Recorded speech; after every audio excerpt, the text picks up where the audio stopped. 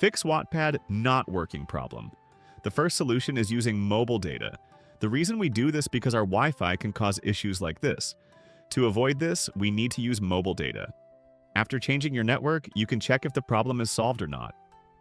If the problem persists, we will move on to the second solution.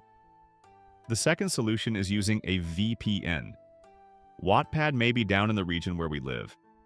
In this case, we can solve the problem by changing location with VPN. To download VPN, we open Play Store. After opening Play Store, we click on Search and search for VPN. After searching, you can download any VPN you want to download. After downloading the VPN, open it. Choose a different location where you live and connect to it. After connecting to the VPN, you can check if the problem is solved or not. If you are still experiencing problems, we will move on to the alternative solution. Our alternative solution is delete Wattpad and reinstall it.